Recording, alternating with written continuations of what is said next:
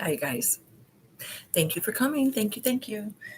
Um, my, hold on. My heart, it just beats like a drum. I still nervous. But I think you guys will really enjoy today. I don't have a script or anything. And what I'm doing is using my phone to make a slideshow on the TV. And I want to talk about some evidence that, is pretty undisputed or, will be undisputable. It's from their files. Like, I'm not going to show you the files, but well, you'll see what I have in store for you. But I'm going to explain things kind of from beginning to end to the best of my ability. And I know that it will really give you guys something to think about, which is what I try to do in all the videos. And yes, I'm nervous, but I'll shake the nerves maybe if I hold my straw.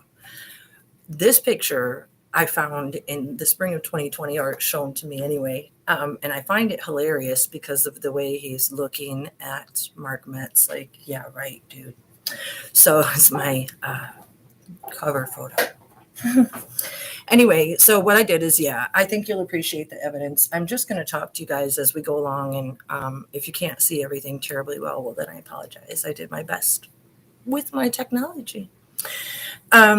I'm just going to chit chat with you because it's very important. And again, everybody, thank you for coming. And I appreciate everybody viewing the videos. I just want to talk to you a little bit about Paisley Park real quick. Myself, even, growing up all the 38 years now of listening and knowing of Paisley Park and stuff, it's had a pretty pristine reputation. It's well known that Prince was known to keep things off the internet. You didn't see pictures, you didn't see a lot of information, and like I said before, the interviews were few and far between. So what I mean to say is, even though he was on record saying that he stayed in Minnesota, Paisley Park, Minnie and Mickey, to keep the bad people out because it was so cold, but it was actually to keep him in. And so a lot of things went on at Paisley Park that we wouldn't even know about if the creator did share this information with me to give to you guys. So I hope you listen and I hope you appreciate it. But and I can't zoom in on these, so I'm gonna have to resist that urge. I might do it a couple times. I have better pictures, but what I want to point out to you guys is when they talk about, and I've never been to Paisley Park, but here in the front, where the big door is, they talk about two files, and there's one where they do the entry here, and then they talk about the other back entrance, which a lot of people might think was here, but there's actually, and I will show you close-up evidence, there's a small door right here, and you can see the opening, and that door appears to go into what I was talking about before that I thought was a refrigerated truck, but it could just be like a shipping container used as living quarters, which is why, Dan Peipenbring couldn't figure out how the part of the headquarters that he was in, fit into the place he was before, and yada yada. So there is a small opening back here, and also it's interesting to know that when the media came and lined the side of the road, they lined the road over here, whatever that is. So anyway, it'll come together. You'll dig it. You guys, this is the provided birth certificate and all the books and all the records of Prince Rogers Nelson, and I want to point out to you that I saw just last night that it says Roger. It says Prince Roger Nelson. Roger that. So that's a pretty big discrepancy. Everybody wanted to get in the big hoo-ha about Obama's birth certificate, but what about this? And it says Prince Roger, okay? Because as I mentioned the whole time, there's misidentification throughout the whole file. Some of the 911, some of the incident report phone calls, the 911 incident reports to Carver County, they were to a Prince Roger whose son was having open heart surgery, and then somebody was calling about some cocaine habits of a Prince Roger too. Now, also some of the medical paperwork is in the name of Prince Roger, which we'll talk about. But I wanted to point that out in case you guys have never seen that, because I never saw it before. Okay. I kind of tried to compile a list of evidence from this, from the 7th going forward, to lay it out to you the way that the media tried to lay it out to you and explain to you at the same time why it isn't right. So there's some text here, and you guys have probably all seen them online, and this is where they present that Kirk got a hold of Schulenberg on the 7th and asked for fluids for Prince because he wasn't feeling well because he had, the flu-like symptoms. And then they established the storyline for the flu. So he says, "Good morning, doctor. Just wondered if there's any way we could get fluids for Prince this morning. Please let me know. Kirk. Even if there is a private area, let me know."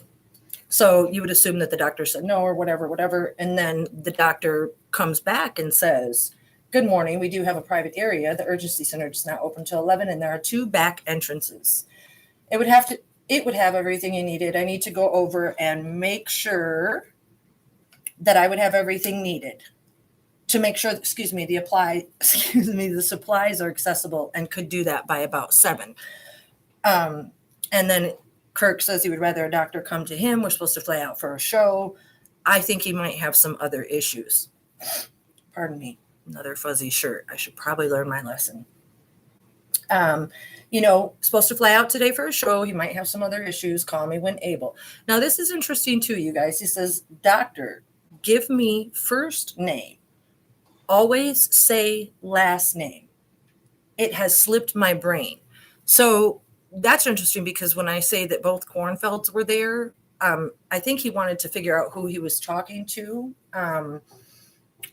So he's telling him to always say his last name. There's some kind of code in there. I'm not exactly sure what game they played, but you can tell that by him saying, "Doctor, give me first name," So anyway, now this is interesting, you guys, because here it says Thursday, April 7th, and this is supposed to be between Mike Schulenberg and Kirk, okay? And also, I want you guys to notice something.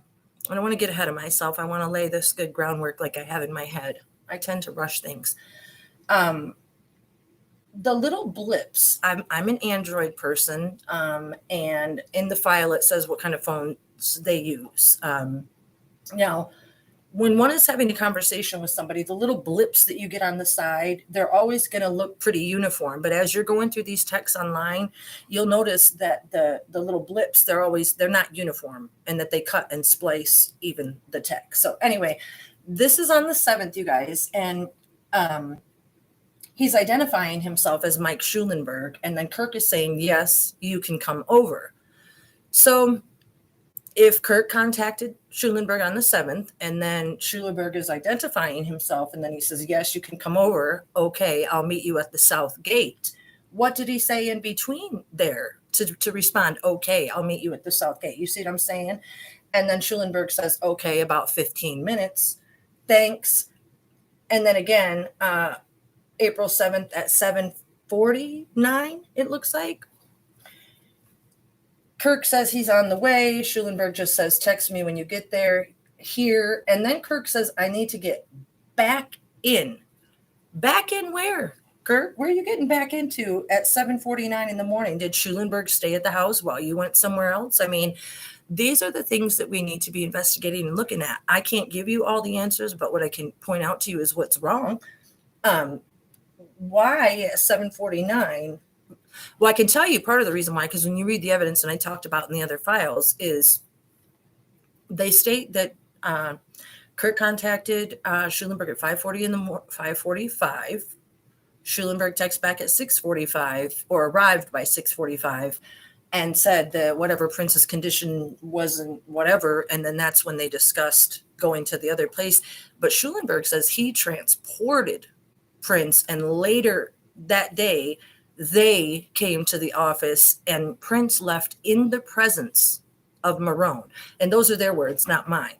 So for Kirk to be saying at 7:49 in the morning, "I need to get back in," where did he go, and why does he need to get back in? Just saying. And then here it looks like it says April 7th, 10:59. It looks like, I can't always see it. And then doctor is saying, "I hope things went reasonably well for your boss. Have a safe trip. We can arrange to do lab testing if needed at a later date." Now, okay, how'd it go? No complications. He just doesn't look, I could do it this way. He just doesn't look really well. As you have known him longer, you can tell that better than me. what are they doing? I mean, what are they doing to somebody that he's saying, how does he look? And, what are you doing? Now, also, he said, have a safe trip. Granted, they were supposed to be going out of town for a trip, but what I also want to point out is this, that on, pardon me, on the 21st, the way that the texts are provided, Schulenberg said that he texted Kirk at 8:15 in the morning to see if he was still in town. And that's when Kirk texted back, I'm here with him, waiting for him to wake up to give him something to take the edge off, and then goes on to say the other doctor is in town to help. So if Kirk is talking to Schulenberg at 8:15 in the morning, waiting for him to wake up, and Schulenberg is asking if he's still in town, well, then it's reasonable to conceive that this text could have been taken from a different date and spliced together. I'm just saying, if I was a lawyer, that's the way I would think. And they were doing him up, and I thought it was odd that in the testimony it says that he left that appointment in the presence of Marone. It was just a weird way to put it. Also, I want to point something out to you guys. When you look at these texts across the top, when you go and do your own research, note the time and the battery usage, because you can tell that they're out of order. It's just all cut, slice, and dice, just put a pineapple up on the table and be like SpongeBob, hiya, karate. Here we have, listen, I raised 4 kids and I have 9 grandchildren, yay. So make a lot of movie and cartoon references. It's all good. This is supposedly Kirk at, and I say supposedly because you never know who's who, but this is at the evidence provided of Walgreens pharmacy. Kind of looks like a Target, but anyway, if you guys go and you see this one online, what I want, and you might be able to see it, I can't do anything with the zoom or the color because it won't let me zoom. The bag on the inside, and this is going to be important with some other stuff, is pink. The lining of the bag is pink that he put up on the counter. Now, also throughout the file, they talk about the black bag. They talk about Prince carried his stuff in a camera style bag, and that there was a black briefcase getting on the airplane. And then they said that the Bayer bottle came out of a black bag in the Moline hospital, but we'll get there. So there's another black bag. Okay. So I believe the way that the media presents this evidence, that this is the evidence that is presented from the when he left the doctor's appointment at 6:30 in the middle of the doctor's appointment to go get the clonidine, and that supposedly he went and got the clonidine and then came back. So that's what that evidence is provided from. This is out of order, but I went in order of the dates for my own memory. And I just wanted to point out to you guys that we all know that things started to look a little weird around this time. I mean, I did. I tried to gracefully tell myself that, people age, people look different. But I just, deep in my soul, I never believed it was him. So anyway, ramble. Here we go. I wanted to tell you guys that this right here, it says on a Walgreens, because I read this before on the Kirky J one, but this talks about how at 7845 Portland Avenue, there was a video from 414. Now that evidence could have very well been from that Bloomfield, the 7845 Portland Avenue, when there was a prescription filled on the 14th, because we don't get to know where that was from. And that's what I was trying to get out earlier. And then the second video is from a Walgreens located at blah, blah, blah, which is what they show online. And Kirk is filling prescriptions and is by himself. And the last video is from an hour later at 1904, which is 704. And that's when they want us to believe that Prince is seen outside pacing Walgreens. But they don't show us Prince Kirk outside pacing, just little old Prince. Yeah, just the way this story goes.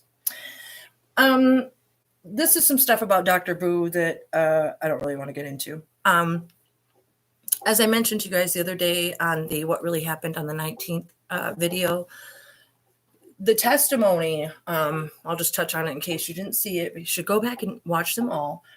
This goes on to tell us that the CVS prescriptions contained, and this is what I want to point out to you guys, real important. The clindamycin was notated as being a blue-green capsules. Okay.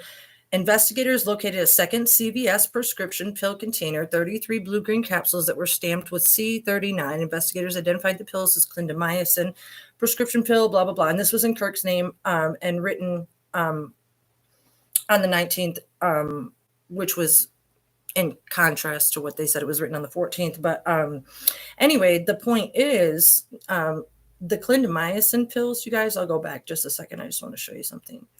When they show the pill evidence, golly gee, not so good at that yet. Just a minute. Oh, here we go. Hold on. The pill evidence that's shown online as Prince Rogers Nelson's pills are clindamycin pills, blue-green capsules, and they want you to believe these are the ones that came in Prince Rogers Nelson's, etc. So what they did is they took the pills from all the other bottles, as we discussed, you guys, and then put them into these bottles, where what's important to know, you guys, is these 3 bottles are the bottles that Kirk's Aunt Charlene Hayes, who had arrived on scene to be there with his family and give comfort, he gave her permission to go back to his house on Red Fox Circle and get these 3 pill bottles out of his kitchen. They went through the garage door with a keypad, and the officer watched Aunt Charlene put them in a baggie and hand them off to him. And then they brought them all to the scene. So were they in Prince Rogers Nelson's possession, or were they in PK Kirky J's possession? So, and don't forget that when Charlene was conversing with the officer on the way back to the scene, just riding around, slinging pills, that she said that she had really gotten to know Prince and that he was a sweetheart, and that he paid for all her mother's or somebody's mother's cancer's treatment, all of them. So just saying, but I mentioned that in the other file. So back to the text. Here, one moment. Also, you guys, as mentioned in the file, in the media, it's always sold as Walgreens. What's important, again, is to know not only that they were lying with Dr. Boo and them writing on the 19th, is that CVS was involved at all with the LLC, and the Zofran and the vitamin D is the same thing that the doctor wanted to give on October 23rd, 2013, when Prince Kirk took Prince to the hospital. But those are in his name too, Kirk Johnson. Okay. And that's important because the file, of course, is based off of this suitcase, because the officer assumed, because there was handwritten lyrics of "You Got the Look" in there, and Kirk Johnson's pills. Okay. I'm going to assume that that's Prince's suitcase, because Kirk Johnson's name is all over it. And there's $191 laid out, you guys. That's the 19. It's the 1619 that we always talk about. The black hair dye that, of course, causes the amniophenol for poisoning that is noted on the doctor paperwork for Moline, which we will get to as well. And here's a really interesting thing, and I know you can't see it, but if you guys go and look at the pictures yourself, you'll see on this receipt, or whatever this piece of paperwork is right here, it has what looks like an N or an Aleph to the Hebrew alphabet. So it's real interesting. So moving on. Everybody has seen this picture, I'm sure, or, if you haven't, I don't know. This is a prime example of how you don't know who you're seeing. Like, you can put anybody in a black coat, black clothes, and guess what? There's another black bag, another style black bag that they want you to believe that Kirk Johnson is carrying. However, when you compare this picture to Kirk Johnson's other Lifetime Fitness Instagram photos, they don't look nothing the same, because this dude has like a big face. He's like got a bigger face. So whether it's Renville Wellington, the lookalike that he uses on all the important days, which we'll get into another time, or whoever it is, it's not Kirk, because he can't be in all those places at the same time. So that's why I have that one in there. Because as I discussed, you guys, they have Kirk getting on the plane on the 14th at 2:32. They have him having the appointment that he had to show up to in person with Dr. Boo around 2 o'clock, because that's all she had per the text. And then somebody picked up the Bloomington prescription on the 14th as well. Okay. So how many Kirks are there? Just saying. So here on the 15th, we have I put these things in here because they're all real interesting, and I cut it off. My bad. Oh, here we go. Just a second. I think I'm up the TV. What I want you guys to know is on April 15th, as this thing was, coming to a head, a lot of people think that he tweeted, "I am transformed," because they say Prince transformed when he got on stage and turned into another person and all that and yada, yada. But this says, "I am." Let's just see what he said. "I am," and then hashtag transformed. If he wanted to say "I am transformed," he would have put hashtag "I am transformed." But this PK put "I am." So I think they were trying to call themselves "I am." That's what I'm inferring, just like everybody inferred in the file before. So, you guys have probably seen this picture, but what you may not know is pretty important. This is Amy Stubbs' photography. And she posts on her, this was April 14th, 2016, on her Twitter, Instagram, I'm not sure. "My heart is broken. I've been a huge Prince fan since the early 80s. Just went to my 7th concert last Thursday night in Atlanta at the Fox. Obviously having no idea that the night would be his last, blah, blah, blah. I tried to be respectful of his no photo video, but as a professional concert photographer, this was so hard for me. Plus, he actually shook my hand that night. So I just had to shoot a little video from my spot at the very front of the stage. I snuck this quick photo with my iPhone to one of the only times, I can't really see that well, one of the only times I've ever broken the rules in my life, and so glad I did. I can't believe he's gone. Rest in peace. Thank you for a lifetime, blah, blah, blah." What's important about that, you guys, is not Amy Stubbs' photography. I talked about this, I believe, on the first Moline video. The computer that the officers are going through shows that the night of the 14th to the 15th, the night that this photo was taken, that Amy Stubbs' Twitter was accessed. So yes, it was Twitter, because I remember her Twitter was accessed from the computer that they claimed to have in their possession, which would have been on the airplane in Moline that they were calling Prince's computer, the Apple laptop. Amy Stubbs' photography, Twitter, Instagram logged in at approximately, I think it was 12:01 or 12:03. I talked about it on the Moline. So kind of makes her in cahoots with a lot of people to be logging in on something that was on the plane, just saying. And who is this a picture of? Because it could be anybody. It could be Natalia Phillips. It could be Prince Kirk. It could be a Dr. Schulenberg lubing up a riggered body and sitting at a stool, which is why there's no video of piano and a microphone. It could be holograms. I mean, what do we know? Who is that? Some people out there can say, "Oh, I saw it. But what did you really see? And why is there no video of piano and microphone tour? Why was the stage at Paisley Park specifically set up a certain way to look like a seance, and the big thing in the background to distract you from all the floor was set up, the piano was set up, the lyrics were on the piano, the whole thing." Okay, I'm just saying, ours truly doesn't need to do all that. Anyway, so I think that was her photography too. But anyway, Marone on April 16th was saying, hold on one moment. On April 1st, Marone put this on her either Twitter or Instagram, I don't know. She said, "Truly and surely." And then Hannah Welton said to her, that's all she said. Marone said, "Truly and surely." And then Hannah Welton came on and said, "God's not dead. He's surely alive. God's not dead too." Okay. And then there's no other twits or whatever you want to call them between April 1st and April 16th. So they took them down or whatever. I didn't see any. And then Marone texts on April 16th, "That's how we roll. Great team. Thank you." So that would be the night of the party, which is interesting. And if Prince had the flu and it was after Moline and they're congratulating themselves as to how they roll, patting themselves on the back for their photography, signing on the computer on the, Dassault Falcon, you know how it goes down.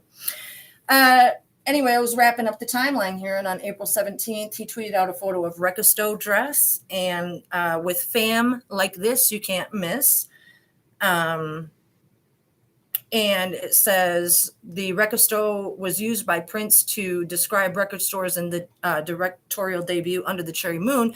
So if they tweeted that on the 17th and the 21st or that weekend there was the Cherry Moon, like I talked about, and the Queen's birthday, and he was tweeting on the 17th about the Under the Cherry Moon movie, well then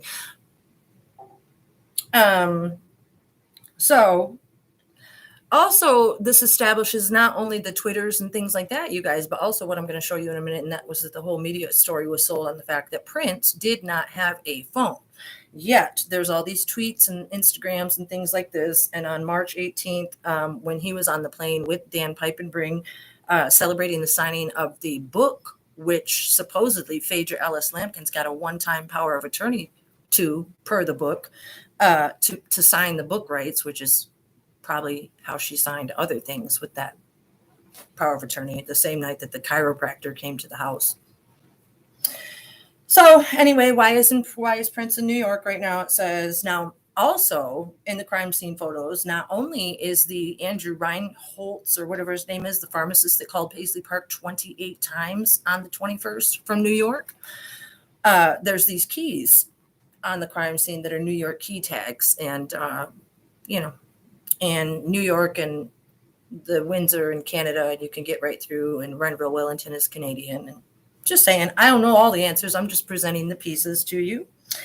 Now, here, Prince had no phone because he was so private, but Prince was active on his Twitter feed until April 18th, 3 days before his death, despite fighting the flu, sending out media missives about his piano and a microphone tour and his support for Record Store Day. Blah, blah, blah. One of his last tweets was on April 18th and was a link to Black Sweat. And then also, as we discussed, he tweeted Electric Fetus, which is very, very interesting given all the facts that I presented you guys about electricity and the creator and Plectrum Electrum, that Electric Fetus and Hannah being pregnant. I mean, I'm just saying, I don't know. Just saying. This, in case you guys never saw it, I assume some people see these videos that didn't follow the website, so it's probably pretty entertaining for you, I hope. This is when was Instagram looks like a fake death with a rubber hand with the chocolate overdose. It was posted chocolate overdose or something like that. I can't read it. It's too small. And then everybody knows about the just when you thought you were safe photo that was, I don't know what day. And these are somebody, but they took that down when it said just when you thought you were safe, which everybody thought Prince was like, having a premonition of his death and so forth because he was so sick and yada, yada. That's how the media sold it. But what if it was PK saying just when you thought you were safe in a taunting way? Because then it takes us back to the email that was sent on the eve of 420 to 421, where I believe it was 3:34 a.m. Kirk said they had all doctor care in-house. I mean, I'm just saying. With no explanation or warning, Prince and his band Third Eye Girl have suddenly deleted their Twitter and Facebook accounts, blah, blah, blah. Just goes on to show, that they had those accounts and that you don't do that lugging around a laptop, okay? So question the fact that he was so private he never had a phone is my point. And this is what I was talking about, too. PK is so into the image and wanting to be and this and that the media that I saw went back and it notated the 5-minute appearance that he was doing at the party as his last performance playing Chopsticks. Just really. Anyway, sorry guys, I'm a little thirsty. I'm going to jump ship from that. It's what I did is I tried to lay the groundwork, and you'll follow along. This will go back to the 14th here, but for a reason. As you can see, I went around and got media. It isn't anything I make up, and I can't show you all the paperwork that goes with it because it's tiring, to be honest with you. A lot of it I put to memory, so I can just share the story with you as we go along. So it's helpful for me to do it that way. This is on the media, and what I want to point out to you is something that's in the files as well. And they're stating that this was from the FAA or whatever. And when they say, what's your condition or whatever, they say an unresponsive passenger. And you guys can do all the research you want because if you're flying a plane and Prince Rogers Nelson, passes out, stops breathing, has an overdose, whatever, you're going to say it's Prince Rogers Nelson. We're coming in. You know what I'm saying? We're coming in hot, all that. And in fact, they did come in hot because records show that the plane landed in northwestern Illinois after descending about 45,000 feet in 17 minutes. at points reaching 5,000 feet per minute. A pilot of this type of aircraft tells NBC News that the rate would certainly be indicative of a medical emergency on board. The Moline Fire Department told NBC News it received the call for emergency medical services to respond to the airport at 2:15 a.m. Now, a source said the plane had radioed in for a medical emergency for an unresponsive male. Interesting thing, unresponsive male, unresponsive passenger. But the fact of the matter is, this NBC article said that NBC reported that they received that call at 2:15. However, as we discussed in the Moline video, when you go and listen to the reports of all the contradictory stories between EMTs Fredrickson and Marco Leone, who, you know what, on those files, you guys, one of the files says that Marco Leone was the driver, so they didn't interview him at all. And then the other file says that they did talk to him. So it's compare and contrast. This one I think is I'm not sure I put it together to share for Facebook, but what it shows is that there's different Trinity hospitals. There's Trinity Moline, and then there's Trinity Rock Island. One of them is a smaller type little hospital that's more like probably, I think, like an urgent care or something, a larger urgent care. But then the other one is a level 1 trauma center where Dr. Mantra was able to be attending a gunshot wound victim. So it would be interesting as to why in the files, when you're reading that, I think it's Wagner or somebody says that when she called Moline, they didn't know which hospital Prince was at. But that's because he never really checked into a hospital based on some of the other paperwork I'm going to show you. In fact, there it is. If you guys go and look at this Unity Point health paperwork right here, at the top of it, I'm going to show you quite a few interesting things, and you might want to listen closely because I can't see it that well. And I might forget real fast. Anyway, it says e-sign documents at the top. Okay. Now, I'm going to show you a couple more things that are very interesting. It's hard. You can't see it, but that's what it says. E-sign documents. Now, I showed you guys this the other day. I have to look at it just a minute. This says that the patient care timeline is 4/15/2016 from 1:53 to 9:34. Now, granted, you guys can say, oh, times. The other report said 2:30. This one says 1:53. What I shared with you the other day was contradictory to that. I think it's this one. Just a minute. Oopsie. And these are hard to see when I can't bring them in close. The times that he checked in and out of the hospital, I can't see it, and I do apologize, you guys. But the times are conflicting. It says e-sign documents. Now, hold on. Now, on this document, I wish I could turn it closer, but you're going to have to trust me. Do you see this document here? I'll show you on the screen.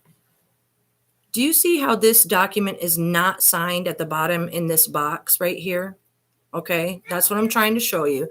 Now, if I click back one page, you can see that that same box has been cut and pasted to the top of this piece of paperwork. Watch. See how the box is at the bottom of the paperwork and it's empty? So how, when we get a piece of paperwork like this, unless we're talking about two distinctly different files with cutting and pasting, are you going to have the signature box with the thing at the top?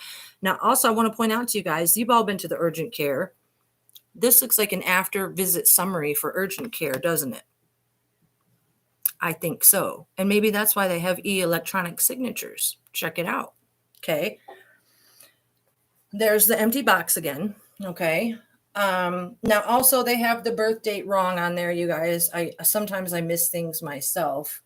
At the top, it says that the birth date is 6/7/1959. Okay. So if you look at the paperwork, you see that as well. Now, The paperwork that they provide also, if you need more evidence, this one where they do the device testing, they would assume that he was hooked up to a heart rate monitor and a pulse ox and your oxygen level and stuff like that. But it says that if he was there, all the times they don't match, but that the testing started at 5:41 a.m. So nothing matches, guys. Okay. I can't put all the pieces together, but we can put it together enough to know that it's false. Okay.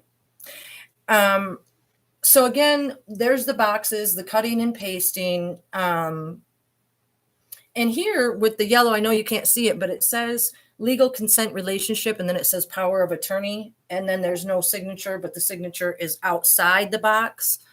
Okay, wait here, I'll show you this way. Sorry. Okay, remember how we just saw that there was a box that was signed at the top and the bottom? Now here's yet another piece of paperwork where a power of attorney is signed, but they're signed outside the box, okay? But the signature is the same as the one inside the box. So, again, cutting and pasting. Sorry if I'm moving off camera. I can't see myself. Again, I'm just trying to provide the evidence for you guys. I can tell you what I found, and I have more. What I want to point out to you guys is when you look at these pieces of paperwork, it says checking aspirin levels, Tylenol levels, and electrolytes. The risks include death, liver failure, kidney failure, disability. They want you to believe that Prince didn't want to do any of the EKGs or any of the anything, but as you can see, there is stuff provided. But then also, well, my point here is, you guys, that that they were talking about the amniophenol poisoning, because I think I skimmed that paperwork just a minute, because we talked about it in the other video. Because at the top it says amniophenol derivatives. Maybe I have it in here and I just haven't gotten to it yet.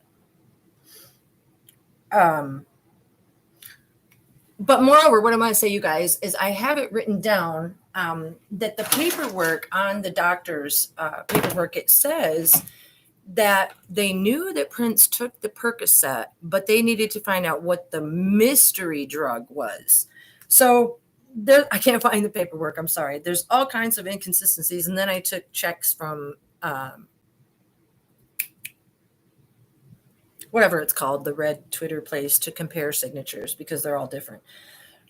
The amniophenol poisoning, you guys, I mean to say, is from Tylenol. They say that the Tylenol 3 with codeine that Dr. Boo wrote, they say that it wasn't taken, that it was disposed of in the trash, okay, and that all 10 pills were in there. Again, with the pill bottles that they show in Prince Roger's Nelson name, just saying small round white pills. But also the doctor's paperwork says Tylenol, like a Tylenol overdose, and amniophenol is the derivative in Tylenol. So then that's when they took the pill that appeared to be a hydrocodone and had it identified by eye at the lab in Moline, but they didn't do anything else to it but look at it. And I mentioned this before, but in case you missed it, when the DEA and all the people that do the drug testing in the file do the testing on the pills, supposedly some of the pills came back with hydrocodone and nothing else. Some came back with lidocaine and nothing else. Some came back with lidocaine and hydrocodone. Some came back with Tylenol. So it was like, you can tell that they were being mixed in a clandestine lab, which they also mentioned in California, and we have evidence of here as well. And so, again, I discussed amniophenol is used in that. And it's all very interesting because from my life after life experience too, I remember the creator telling me that Paisley Park was something else. And I just kind of started remembering that last night. So it's kind of like, whoa.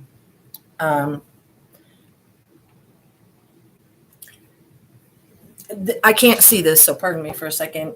This is some clips that I took. A Prince spokesperson previously stated that he was treated for the flu and Molina released later that day. The flight shows that the same plane departed Moline at 11:57 a.m. and arrived back to the Twin Cities at 12:45 a.m. So the plane information that they're talking about here, the 11:57 and arrival at Twin Cities at 12:45, that would be the plane that took the prince that stayed at the hospital and got released at 9:34 in the morning back. And because also we talked about on the Moline video that the pilots had to wait because they had crossed the 12-hour rule because they've been flying too long. Doing what? Having an after party on the plane? Just saying. And then it says, when contacted by NBC News, the hospital said it treated no patient by the name of Prince Rogers Nelson, the artist's full name. Another nearby hospital, Trinity Rock Island, also said it did not take in such persons.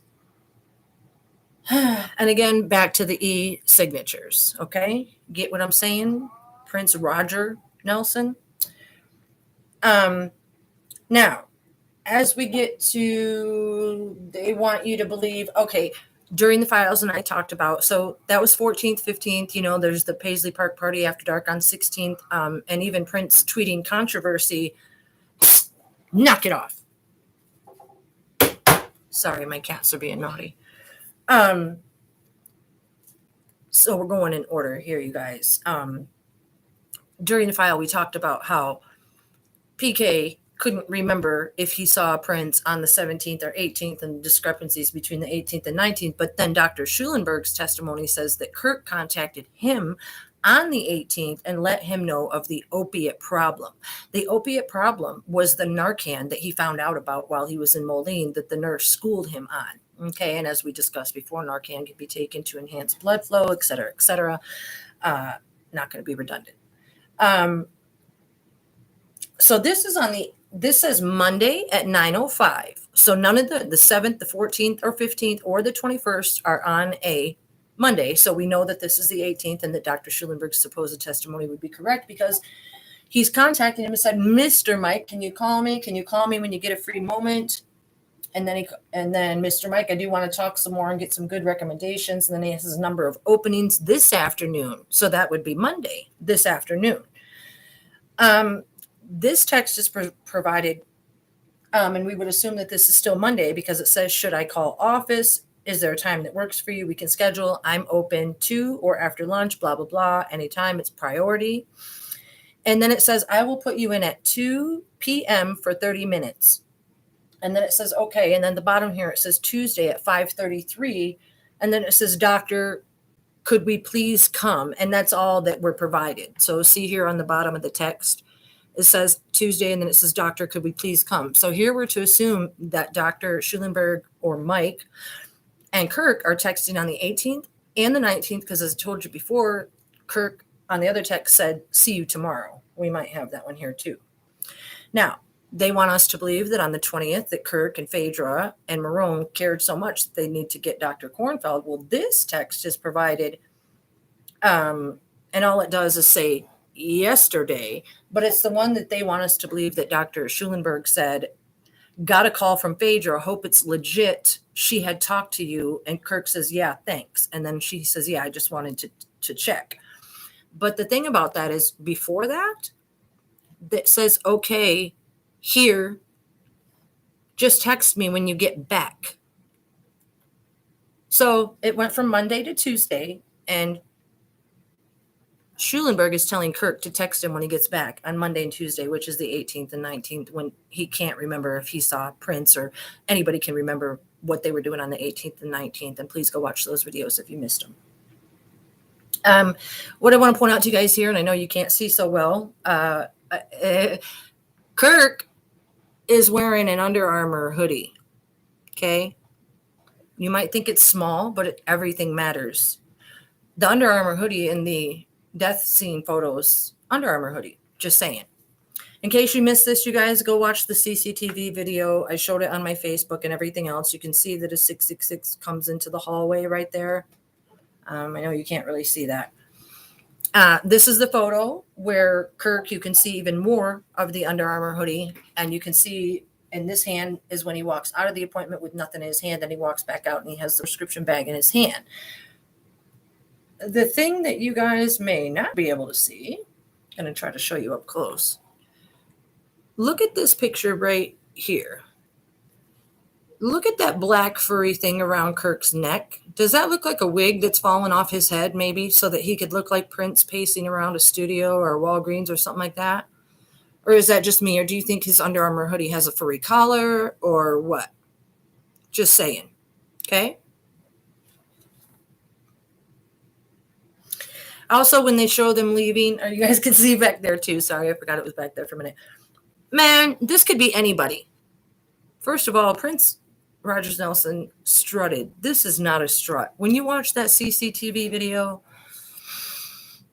ask yourself if that is the strut, okay? Because only one person has that strut, better than George Jefferson, better than anybody ever done seen. And that strut ain't it. Truth. Anyway, we discussed the pills. I don't know how much more evidence you need. That this says clonidine, this says diazepam, which is Valium. Okay, they don't tell you that in the media. And this one is hydroxine. And I could be mistaken, but didn't COVID say in the beginning that hydroxine was good for that or something? Or was that something, hydro something? Maybe I have it mixed up. I don't know. Doesn't matter. The interesting thing is that we have not only these prescriptions being written supposedly on the 20th, but you can tell that, I don't even know if it matters. This one and this one are 1662487 and 88, and this one is a different number, which means that you can tell that he got it at a different time. But moreover, those prescriptions were at Kirk's house where his Aunt Charlene retrieved them. And that day that Dr. Schellenberg is in the file saying that he gave IV fluids in that office of clonidine and hydroxine. And of course, there was the Valium that was in the office where he gave vasectomies. So where they do IV infusions after hours going in the back entrance. Again, the pills, clindamycin, probably Tylenol 3 with codeine, maybe some vitamin D2 that came in the clandestine bottles. Anyway, you guys, here we have, I told you this before, they want us to believe, even when you look at the text, that this stairway picture came in at 9:38. And then at 11:12, Kirk says, sorry for that photo. Please fax those charts to Mr. Howard Kornfeld. Not Dr. Howard Kornfeld, but Mr. Howard Kornfeld. Another interesting tidbit.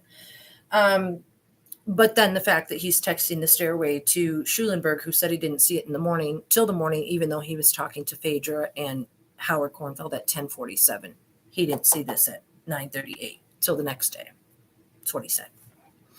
So this text goes on to say, and we know that it's different because at the top, as I mentioned, the other texts have a different time, and this one says 11:36, which I know right off rip from looking at them, so much is different. And he says, the other doctor is in town to help. Now, if you're talking to Dr. Schulenberg and no other doctor is in Howard Kornfeld isn't supposed to be there, and they're not going to call Andrew a doctor.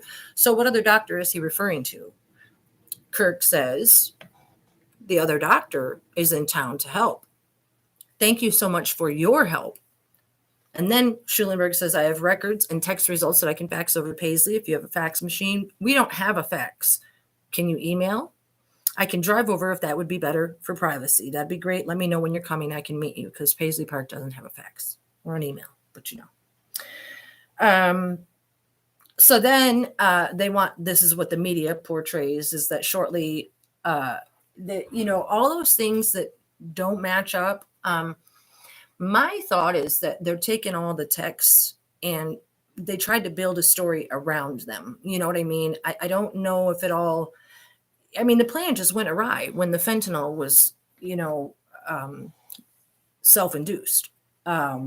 It changed the whole story. And so they had to cover for a whole lot. And that's why this whole story is just thrown together the way that it is and takes somebody that wanted to know the truth to get to the bottom of it. So it's really awesome. And I hope you guys appreciate it. So anyway, the story, you guys, it goes that shortly after arriving at Paisley Park, about 9:30, this is what the media reports, Andrew Kornfeld and Prince, two staffers, longtime friend Kirk Johnson and personal assistant Marone, find Prince's body in an elevator. Kornfeld calls 911 at 9:43. Emergency responders, blah, blah, blah, 10:07. But the thing is, as we already talked about, we have the text and the conversation between Schulenberg and Kirk at 8:15 saying I'm here with him, waiting for him to wake up to give him something to take the edge off. So was that 8:15 in the morning, in fact, or 8:15 at night before Schulenberg went back over? I mean, the way that the text and everything are pieced together, and the little blurbs are different, it's questionable. I mean, I don't have all the answers. I'm presenting to you guys. I'm not trying to convince anybody of anything, but I'm saying what they try to tell us is not true. So, this photo really struck me as interesting, you guys, because as I said, it's tragic. I'd never been to Paisley Park, and I just never wanted to go there because I just felt like he wasn't there, and neither here nor there. It's a place to make money. This is the scene the morning of Paisley Park. You have dead grass. Tyka's in her slippers. Who are these people? And well, I'll tell you who they are, because when you look at the rest of the files, sorry, I don't want to leave that up. When you look at the files, there's I'm going to touch on this a different time, but I believe it was 6 of 8, 17 or 18. They want you to believe that the former manager, realtor, Glam Slam manager, died from a fentanyl overdose as well. And that file about that supposed Glam Slam manager is included in the Prince investigation file with the ICR number 1612559 notated on it, as if it were to go with the file to help them write that file, and that's why they didn't announce any charges until after they found this other fentanyl death, and they couldn't charge anybody. So then that gave them grounds to not have any charges in this case, because they needed to have grounds, I'm sure. Like, again, I'm not a lawyer, but golly, I watched a lot of law. Just kidding. No, I didn't. It just makes sense to me. I did watch some and, love Judge Judy back in the day, but it only makes sense, you guys. It only makes sense. I joke. Again, the people that were questioned were able to drive their own cars to Chanhassen City Hall. The times that Marone's phone said that she called Hannah to come and arrive don't match up with the times that Andrew reported that they were there while he was raiding in the room. None of the times match up. And I know these are hard to look at for some of you guys, and I'm sorry they were hard for me in the beginning, but it is what it is. I want to point out something to you distinctly already right away. You guys have all seen the photos. In this photo, the part of the star that's on the floor is going into the forehead area. Okay. On this photo, it is going into the mouth, and the head is tilted more sideways. What more does it take to show you, first and foremost, that you're looking at two different photos? Did you move the body around after? I mean, I'm just saying, we already talked about all that, but staged photos is what I'm getting at. Again, it's more close up. You can see where it's not the same picture. Here, I want you guys to see, and I'll show you up close because it's a little easier to see. In this photo, we have the Under Armour jacket that is quite obviously more black, and it's Under Armour. This one, and then they said it appeared to be cut in the photos, and then this one is the one it appeared to be torn, and they said it was a black zip-up type jacket, and it's not the same jacket. And again, with PK wearing the Under Armour jacket, I just thought it was all real interesting. Too, because in this picture, it appears that he has, I mean, I don't know, and I did a little close-up. So Under Armour brand, everybody knows what it looks like. And now they say in the file that Prince was found wearing the same clothing he had worn before, pacing outside of Walgreens. Now, do you think that he was wearing this Under Armour hoodie and some tennis shoes under that black outfit? And then also, are these black pants the same black pants that he was wearing? I'm just saying. No, you're not going to be Prince Rogers Nelson and wear that under that jacket and them gloves. And no, not going to happen. On a side note, again, there's the close-up I took. I know you can't see it on the TV, but take a good look. That's just a close-up of the CCTV, okay? So you ask yourself what that is. And also, look at how skinny Kirk's face looks. Or how questionable, anyway. Yeah, say it's grainy. Say what you want. Look. Just saying. Okay? You guys, this looks like a question mark. What is the answer to the question of you? These are all clues, okay? But what I wanted to point out when you guys can go and look at the photos, I don't really need you to look at them here, but look at the hand. Look how discolored it is. They want us to believe that he died at 10:07. His body was rigged and then his hand was discolored. So I'm just saying, now look at these, please. Two different, if you haven't looked at them, I'm sorry. Okay. Distinctly different. Now, you guys, I posted this on Facebook, been getting some hassle about how the elevator, this elevator is the top floor and this elevator is the bottom floor. However, even if that's the case, they're both being sold online as death scene photos. That's where I got them. I didn't get inside Paisley Park and take these photos. They provided them. You know what I'm saying? So what I want to show you is, even if this is the ground floor, there's the carpet, and look at the inside of the floor. It's like this weird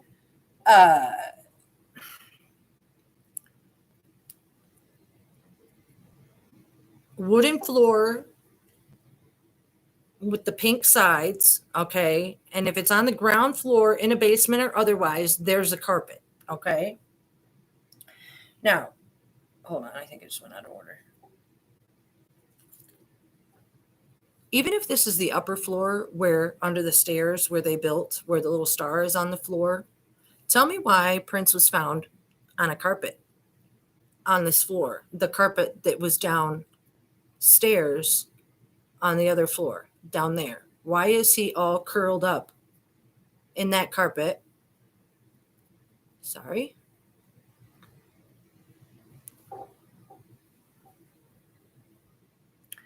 So now that carpet,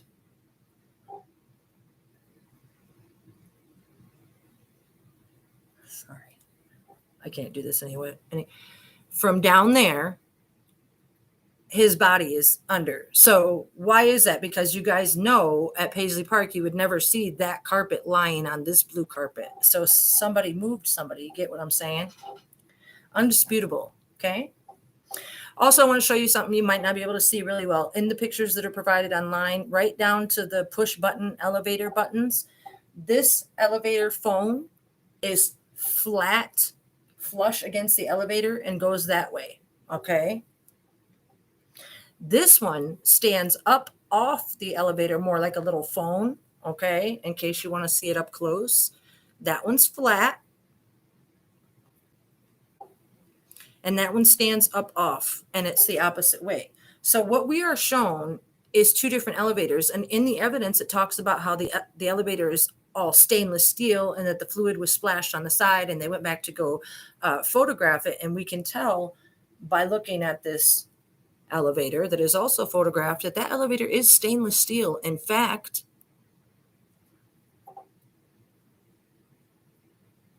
this one with the pink walls that's shown online with pink walls on all the sides is not stainless steel. So why are they showing us two different elevators? Because there's the two different investigations, at least. Okay.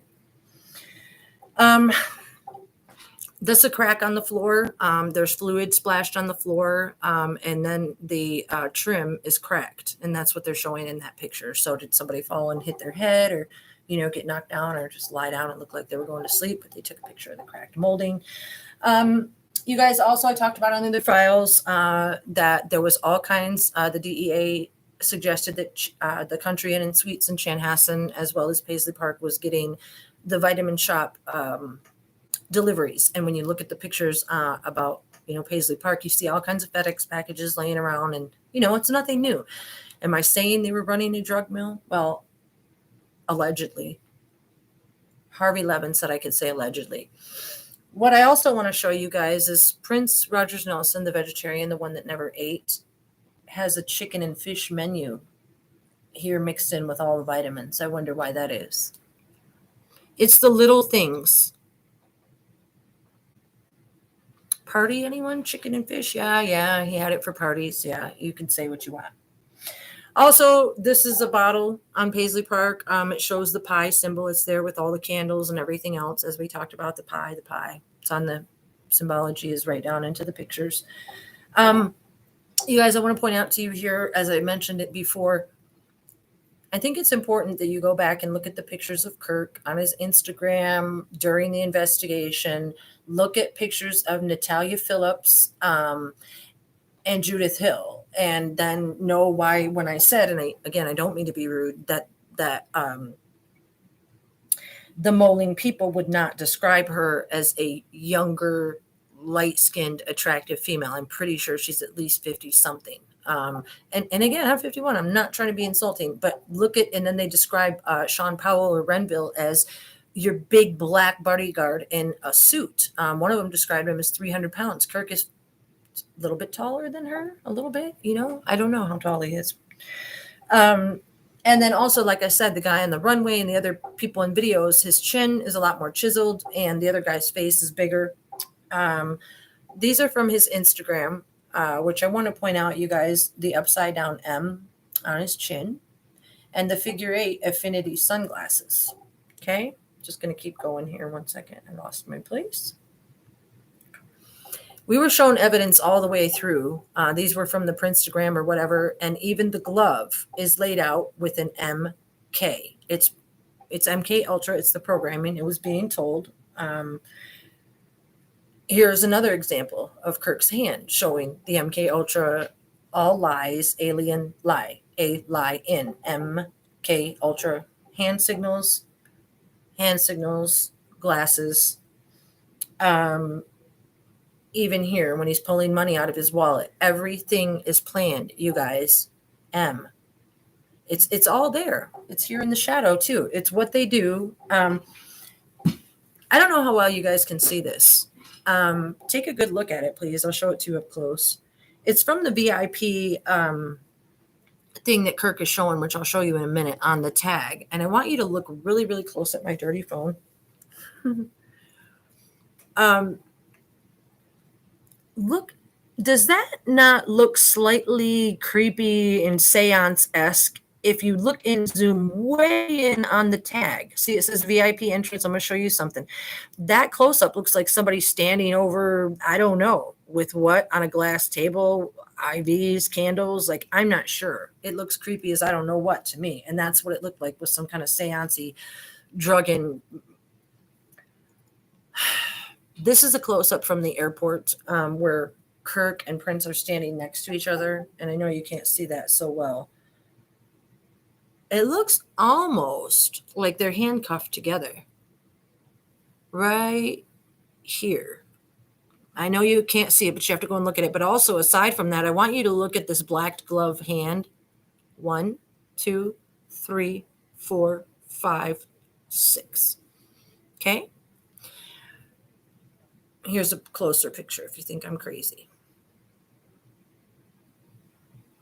He was always showing us every opportunity that he got, okay? And here's another close-up. This is of the Love Sexy concert. It may not mean much to you guys right now, but it will come to be very important. This picture I took, I know I'm a little off. I'm a little off the trail. Let me get back on because I had my pictures in. Everything, you guys, from beginning to end. I'm going to jump back to the investigation. Those are just the ways I had in there in which he shows us, and in my life after life, you guys see.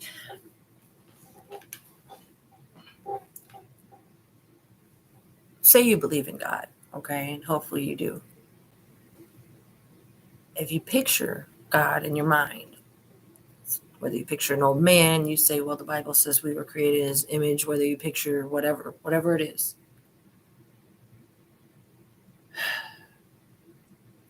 He's a creator, okay? So the images that he showed me of himself, the different ways and the different alien-esque ways in which he exposed himself to me, they are only foreign alien. Alien means ally in, or all in, or Alice.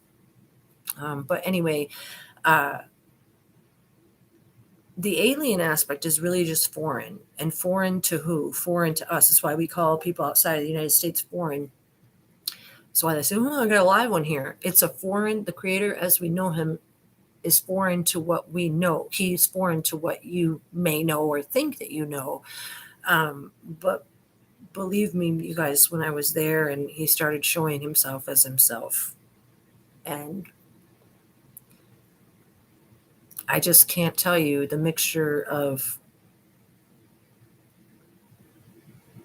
feelings that I had. I can't put words to them right now, but I don't know what led me to say that, but just know that the lie within the story is to cover up the aspect that our creator, the one we knew, his friend Rogers Nelson, has those abilities because he is the creator to do these things and to plan this way. And some people and the drugging and the whole thing that I talk about in all the videos, this did go on. And that's why the media crush was to perceive it as something completely different. So I know it's intense and I know it's deep, but it's the truth. As you look around at the pictures, you guys, of Paisley Park, they want you to, here they were doing the piano and a microphone tour, always out on tour and doing this, and didn't know if anybody was there. And Chef Roberts was providing food on the 18th and 19th, and Kim Pratt and this and that. Well, then why all the instruments laying around? Why are they all out? Also, if you go and look close at them, you can tell how they've been propping them up and using all the, these are the things that I'm talking about.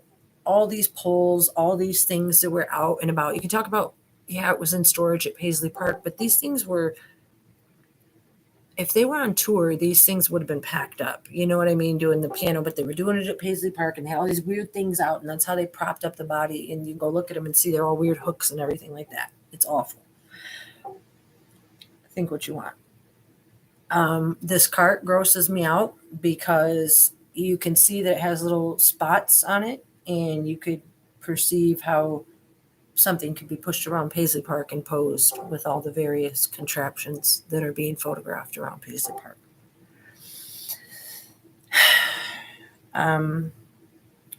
You guys, interesting to note that the piano and a microphone tour has, and I'm always talking about the numerology, the 11 shows that were supposed to take place from Australia to New Zealand, 9 shows, and then 18. So it's 9, 11, and 18, the dates that are shown here. So go look it up for yourself. I'm trying to trim down the video.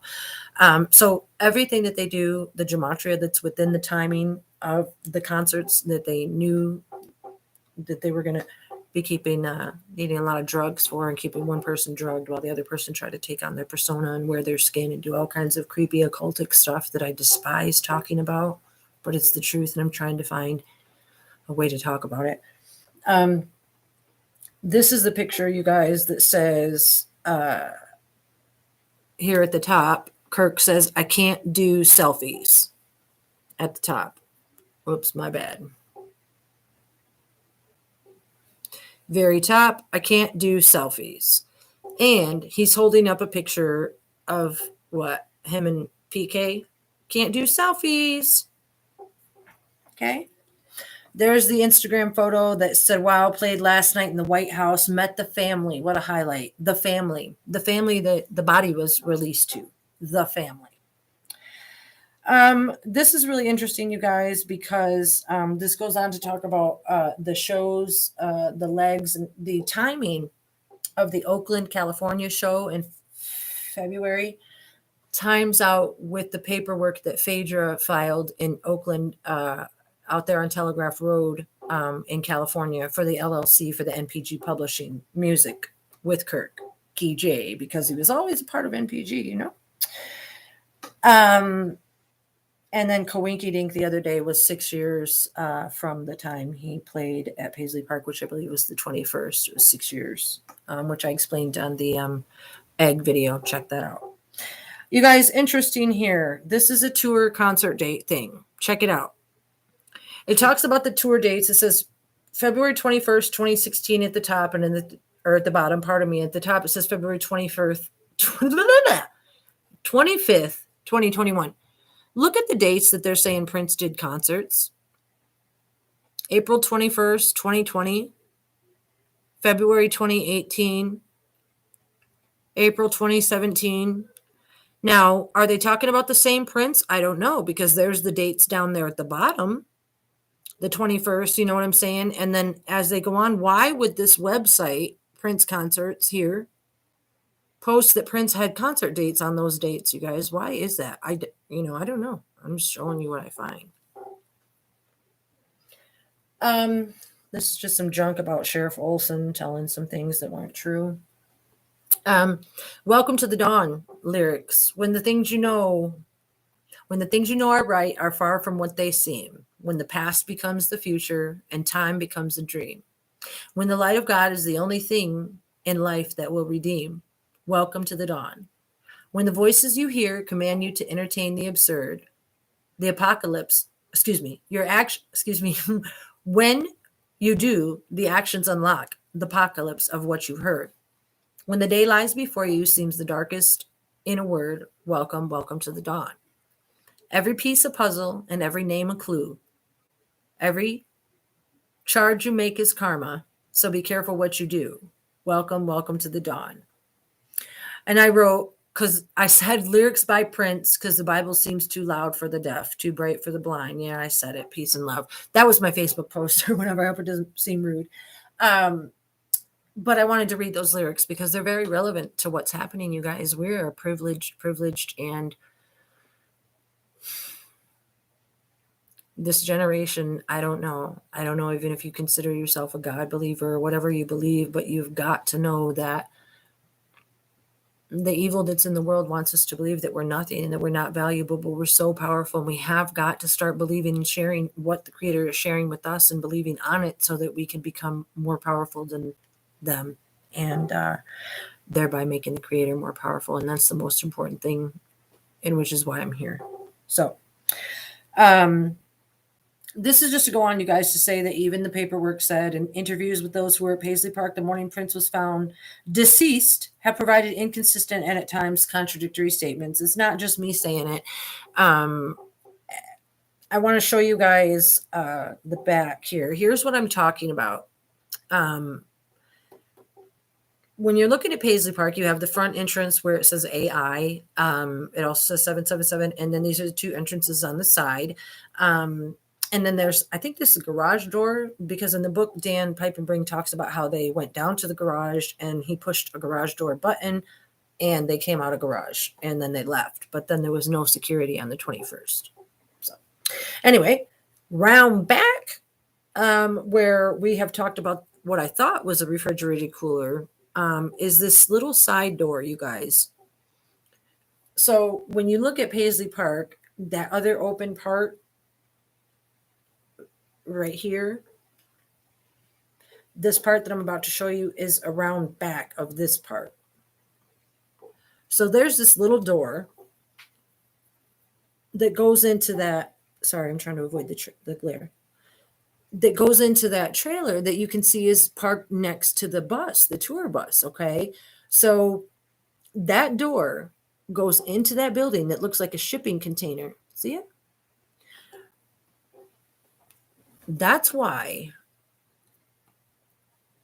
the detective says that he had to go to the area of the building that had phone reception service. Here's another shot of the back. Just a second, you guys.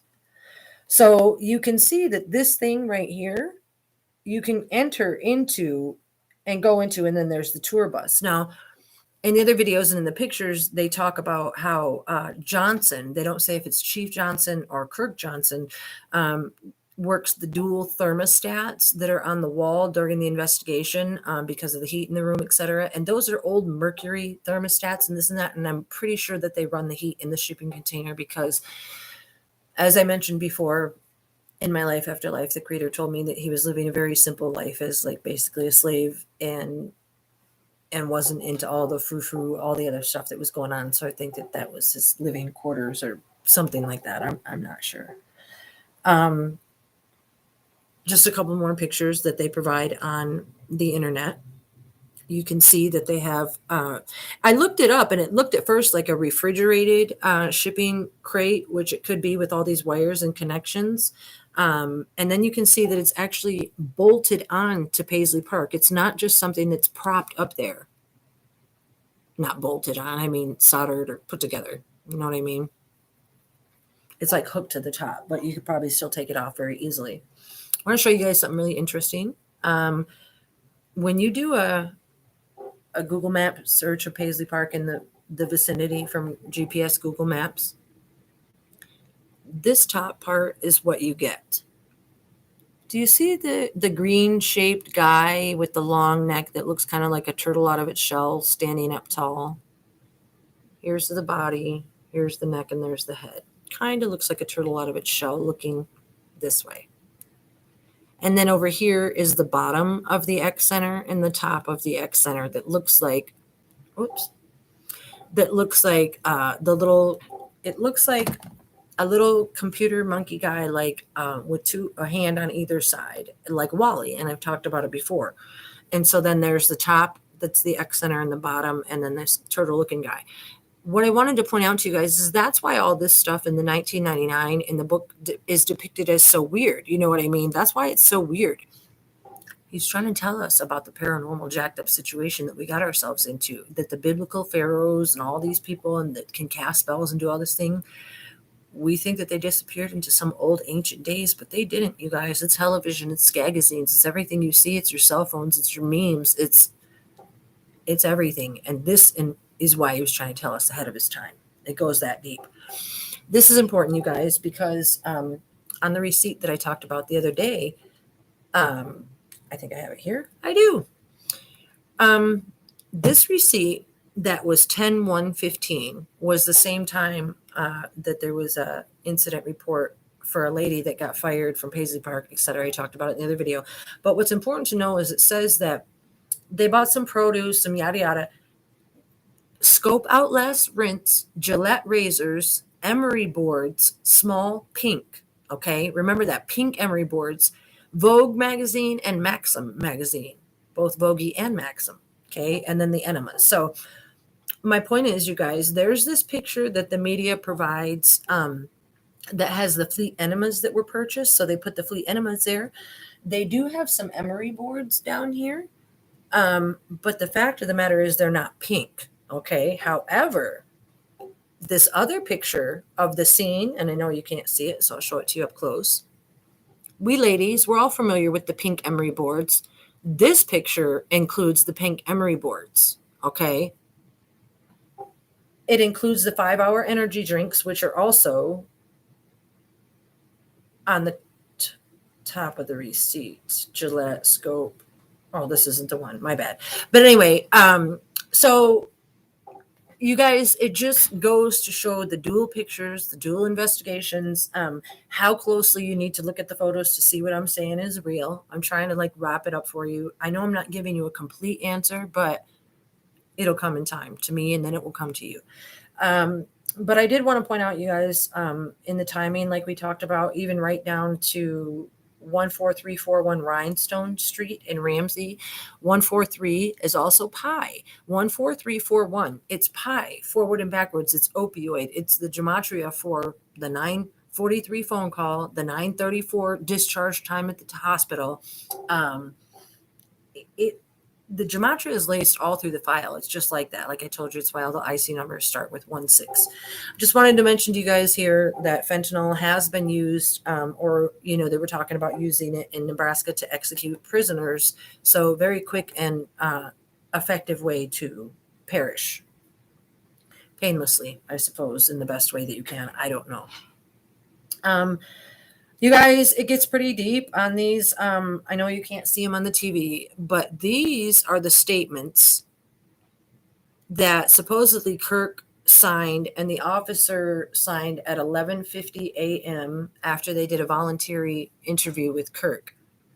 The fact of the matter, the other detectives have Kirk in different places, not with this officer doing an interview at 11:50. He's doing a protective sweep of the building as the maintenance and general security manager. But then the other file says that he got permission from the police officer to stay on scene with his family because that was the only comfort that there was there. But here we haven't been interviewed at this time. So again, which Kirk is which, and where is Sean Powell in Renville, Wellington? and Howard Kornfeld, who Patrick Murphy said he was taking off the scene to a different area. Anyway, you guys, by watching the videos that I've done my research, and it goes, I write all the information on the whiteboard. I try to present it to you guys the best that I can and get the timeline hammered down. I still got a few more tidbits for you, believe it or not. This is Howard Kornfeld's Recovery Without Walls in Mill Valley, California, the yellow building. The thing that I myself find truly really strange about this, might not matter to you guys, is when I had my life after life experience, the very first place that I saw was like a weird yellow San Francisco building, and a prince with the afro answered. And that's when I said, "Oh, I didn't know it was you." And he said, "Yeah, that's what everybody says," shrugged his shoulders and walked away. Well, I've since come to remember and be told that that was the PK type prince, and that later on, when I talked to the creator himself, he told me that he had been watching me when I got there as my soul or my whatever, that he had been watching, and that he, because the thing is this, when the one prince opened the door after I died, I didn't have any kind of like effect. It didn't faze me. It was just like, "Oh, I didn't know you were God." But I said I didn't know it was you. But that's what I meant. And then later on in that life after life experience, he told me, the Prince Rogers Nelson creator told me that was him. He would always call him him. And that he was watching me to see if I had any kind of effect, or that if his soul would spark mine or whatever. And it didn't, because later on when I saw the creator, Prince Rogers Nelson's soul, like walking by, it made me feel like I was magnetized to it. And so anyway, it was a yellow door. And thank you for listening to that ramble. I'm not saying it was that place, but it was a weird yellow door. Also to note that Howard Kornfeld's Recovery Without Walls offered 24-hour nursing care, and that the text in the email on the 20th to 21st said that they had 24-hour in-house care.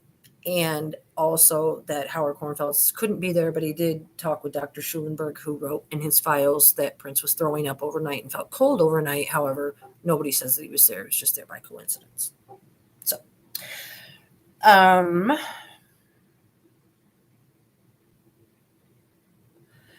interesting on Practitioners Plus, you guys, we talked about how they're an LLC. I showed you that's Andrew Kornfeld's LLC. Interesting to note that on January 3rd, 2020, cancellation. It's canceled. The business has been canceled, so it's no longer a business. So how fruitful was that for them? People's Organic, of course, with Ray Roberts, Schulenberg, and his $30,000 fine. These are just the statistics from the Silver Script, as I talked about on the other file, and how they were writing all the prescriptions. And the other thing is, you guys, they talk about, I want to show you something real quick. One moment. Super important. In California on, where's the date? March 2nd, 2020. In California, when you're reading through these files, first of all, they make the DEA references pill mills in California, clandestine pill mills is what they call them. And I happened to notice in California, and like I said, March 2020, Salerno was the seventh defendant to enter a guilty plea in connection with the pending case that flowed from the investigation of the pill mill.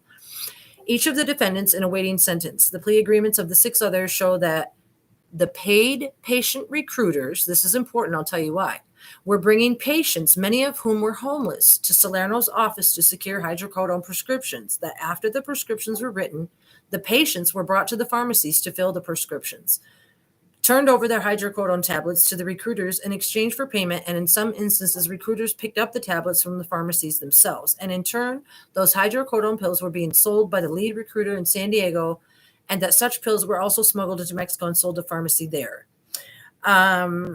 So again, that was March 9th, 2020 in Southern California.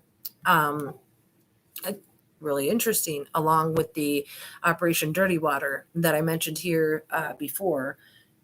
that they were trying to say in the United States that there was 6 million or something worth of opiates and hydrocodone coming in, and they called it Operation Dirty Water, which is, I believe, where they planned on getting rid of all these pill mill pills. So the amniophenol, Tylenol making, dust, hair dye,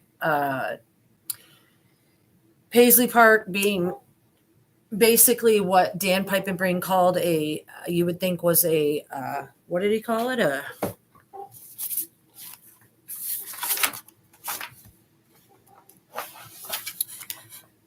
What did he call it? I thought it was interesting. Just a second, you guys. You might want to know if you haven't read the book. My bad. I want to read to you guys a couple things real quick. I'm sorry, that cough is just lingering. This is important here on page 5 of the book. Within hours of the story breaking on TMZ, Prince had tweeted from Paisley Park in Chanhassen, Minnesota, saying that he was listening to the song Controversy, which begins, I just can't believe all the things people say. You guys know the song. However, when the hospital paperwork in Moline says that he was there till 9:34 and they had to wait for another plane to get there because the pilots timed out and all the things that I shared with you, why were we reading that he was tweeting from Paisley Park and then throwing a party on the 16th to say that he was A-okay? Now, bottom of page 5, you guys, another thing I mentioned this before is they want you to think that Prince said, he paused for a moment and said, we need to find a word, he said, for what funk is. But then Prince Rogers Nelson was known for saying, you can't describe funk. That's my point. You ain't funky. You can describe it. You ain't funky. On the black and white video that's available online. I forgot where it's at. But he says, if you can describe it, you ain't funky. So the point that this Prince Kirk is asking to describe the word funky, we know that that's... It goes on and on and on, you guys. You know, from the way that the terrorists supposedly attacked this place in Europe, the Bataclan, whatever it was, when they were supposed to be doing the performance over there. Like I said, the way that they called it the first solo performance, you know, the Moline landings with the 4 milligrams of Narcan, you guys, absolutely everything that I've tried to point out to you guys in these videos. I'm hoping that you look into it yourself. I'm hoping that it matters enough to you guys. It's super duper important. I'm never going away. I have some personal things that I want to share with you, but I've really been holding back because it's really embarrassing. But I'm going to, the next video that I make,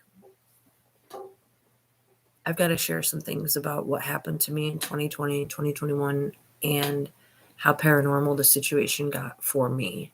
I want to show you guys something real quick because it's super important, but it's so hard that I have to pray about it again. Just one second. I told you, I mentioned in one of the videos before that in the spring of 2020 that I had somebody contacted me on Instagram and started talking to me about all the Prince things that I had posted and said, what's up with this? And slowly started talking to me. And at the same time, somebody started talking to me at the same time. And this person gave me every reason in the world to believe that they were the one. And you can be like, what is wrong with you, girlfriend? But I'm telling you the truth. And what I'm going to share with you guys in my next video is something very personal because I'll explain it on the next video because I got to think about what I'm going to say just a little bit. But I want to show you something. Here's a video or a text. I'm going to cover up the number. And this says, sorry. I texted with somebody for a year, 2 people, and I'll get more into it in the next video, but said, I want to ask you something because I mentioned this before, and in here I say, sweetheart, are you John Johnson? And then they say, yes. Is it okay? I'm going to put the phone on the charger, etc., etc. Nothing to you, but these texts go on and on. I can't share them all with you. But during that time, I did a lot of things that, because of my life after life experience that I had, and because of the things that I was told during that time, I was able to participate in these things that were very paranormal. Like, I don't even know if you guys could understand it. That's why I hesitate to say it. But I came here today with that intention, and I can't get it out quite yet. I'll work a little harder on that. And even if it doesn't make sense to you, I know it makes sense to the Creator, and that's who I'm here for, and you guys. So I'll get there. Hope you appreciated the slideshow. Hope you can put some pieces together. I hope that you can see that all the work that is behind us is not me trying to come here and tell you something that isn't true. I would never do that. This is a true story, and somehow, some way, I'll make it make sense to you. Just keep coming back and sharing the videos, okay? So I'm going to go. I'm a little nervous now because I started talking about weird things. So thank you for coming and watching. And please share the videos. Hashem bless you. Okay? Thank you, guys.